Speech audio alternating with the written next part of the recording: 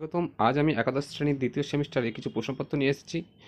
ছুটি গল্পের প্রশ্নপত্র, বেশ কিছু প্রশ্নপত্র এখানে দেওয়া হয়েছে। তোমরা পুরো ভিডিওটা দেখো, তাহলে দেখবে উপকৃত হবে।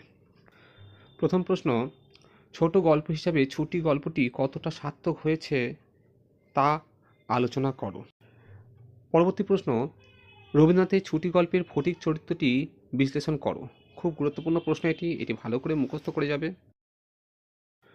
পরবর্তী প্রশ্ন, ছুটি গল্পের মর্মান্তিক পরিণতির পিছনে প্রকৃতির প্রভাব কতখানি তা আলোচনা করো। এটাও খুব গুরুত্বপূর্ণ। পরবর্তী যে প্রশ্নটা রয়েছে সেটা হলো, ছুটি গল্পে মামার বাড়ি গিয়ে ফটিকের যে দুরবস্থা হয়েছিল তার নিজের ভাষায় লেখো। পরবর্তী প্রশ্ন আছে, তখন তাহার চিত্র অধীর হইয়া উঠিত, কার কথা বলা হয়েছে এবং কার চিত্ত অধীর হয়ে উঠিত কেন তা আলোচনা করো। নম্বর প্রশ্ন আছে, সমস্ত রাত্রির প্রলাপ বকিতে লাগিল, এখানে কার কথা বলা হয়েছে এবং তার এইরূপ অবস্থার কারণ কি। খুব সুন্দর প্রশ্ন এটি।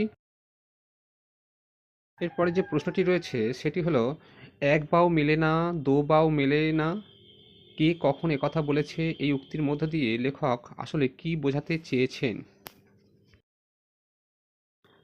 সর্বশেষ প্রশ্ন, মা এখন আমার ছুটি হয়েছে, মা এখন আমি বাড়ি যাচ্ছি, কে কখন একথা বলেছে, একথা বলার কারণ কি।